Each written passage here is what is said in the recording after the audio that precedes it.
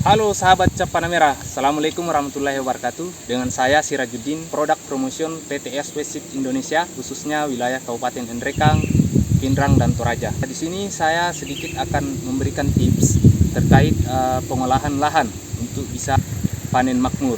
Jadi sahabat Cap Panah Merah, ini sebelum kita melakukan pengolahan lahan, jadi kita harus ketahui dulu pH dari tanah kita itu sendiri. Jadi kita harus tes dulu pH dari lahan kita sendiri.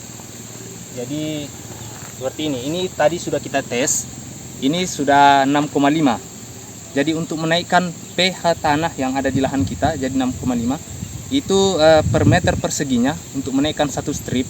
Seumpama pH lahan tadi di 6, untuk menaikkan ke 7 itu kita membutuhkan 1 kilo dolomit kapur pertanian untuk 1 meter perseginya. Jadi untuk menaikkan satu strip itu membutuhkan 1 kilogram dolomit atau kapur pertanian. Jadi sahabat Cap Panah Merah, salah satu fungsi apa kita mesti mengetahui pH tanah kita itu untuk mengurangi serangan penyakit nanti saat kita melakukan budidaya tanaman. Karena dengan turunnya pH tanah itu serangan penyakit pada tanaman kita itu akan lebih tinggi. Jadi untuk mencegah sebelum kita melakukan penanaman, ya kita harus mengetahui pH tanah kita sendiri. Ya sahabat Cap Panah Merah, selain itu di sini sebelum kita melakukan pengolahan lahan, kita harus membuat bedengan. Itu bedengan ideal itu kurang lebih lebarnya itu 1 meter dan panjangnya itu bisa kita sesuaikan. Di sini juga saya ada kebetulan di lahan bles. Ini bles adalah bawang daun dari Cap Panah Merah. Yang di belakang ini adalah cabai keriting terbaru yaitu Tangguh F1.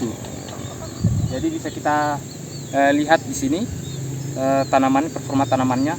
Nah, di sini juga saya akan melanjutkan beberapa tips untuk melakukan pengolahan lahan. Yang pertama yaitu untuk menaikkan pH tanah. Jadi sahabat Cap Panah Merah itu kita harus memberikan kapur pertanian atau dolomit. Ini dolomit yang harus kita berikan karena kita sudah ketahui tadi pH tanahnya itu sekitar 6,5. Jadi kita bisa menggunakan kurang lebih setengah kilo per meter perseginya untuk menaikkan ke 7. Selain itu, kenapa kita harus memperbaiki tanah kita ini? Karena tanah ini adalah sebagai fondasi dari rumah tanaman kita sendiri. Jadi dalam melakukan budidaya seperti yang saya katakan tadi, untuk mengurangi serangan penyakit, jadi kita harus menaikkan pH tanah kita. Oke sahabat Cap Panah Merah, kita akan aplikasi. Ini kurang lebih setengah kilo per meter perseginya. Jadi kita tabur rata seperti ini. Ya, setelah kita memberikan dolomit, selanjutnya kita akan memberikan pupuk kandang. Jadi kenapa kita perlu pupuk kandang ataupun bahan organik ataupun pupuk kompos? Ini untuk memperbaiki kondisi lahan kita.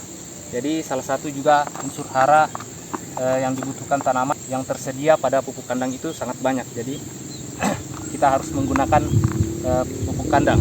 Jadi pupuk kandang yang kita gunakan itu harus terfermentasi, dia sudah dalam kondisi siap untuk digunakan.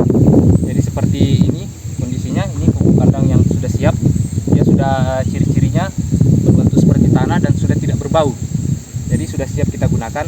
Nah, nantinya juga kita akan bantu dengan biodekomposer atau bakteri pengurai pupuk kandang ini. Jadi nanti kita bantu juga dengan bakteri pengurai. Jadi dia bisa terfermentasi dalam tanah.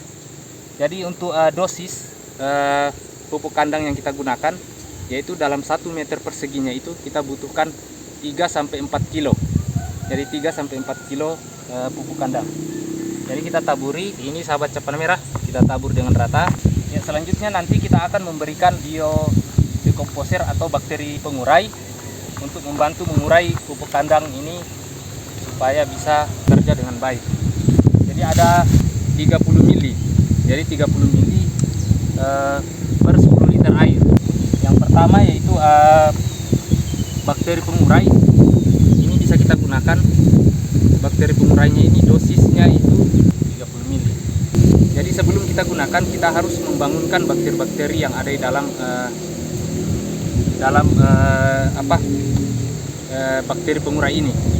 Karena kenapa? Ini bakterinya di dalam masih tidur. Jadi kita harus berikan makanan supaya dia bisa bangun dan bekerja untuk membantu mengurai pupuk kandang tadi. Selanjutnya kita juga menggunakan asam kumat. Nah, ini asam kumat ini pembenah tanah. Jadi dia juga membantu menjaga pH tanah kita. Jadi sangat membantu untuk proses perbaikan tanah. Jadi dosisnya ini kita bisa gunakan sekitar 50 ml. Jadi 50 ml untuk 10 liter air. Ya. Jadi kita aduk dulu. Jadi kita masukkan. Karena kita sebenarnya paling bagus itu menggunakan gembor ya. Jadi kita aplikasi sampai basah. Di sini kita gunakan sampai kita siram pupuk kandangnya tadi sampai basah. Ya seperti itu, dan kita bisa lakukan ini sampai merata. Oke sahabat Cap Panen Merah, selanjutnya kita berikan pupuk dasar. Ini pupuk dasar NPK dan fosfat. Jadi pupuk dasar NPK ini bisa kita berikan ke lahan sebagai pupuk dasar, yaitu untuk 1 meter perseginya itu kurang lebih 50 gram. Jadi langsung kita tabur saja seperti ini.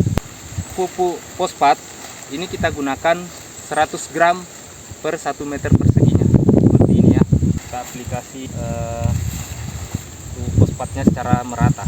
Dan selanjutnya kalau sudah seperti ini sahabat Cap Panen Merah, kita akan tutup.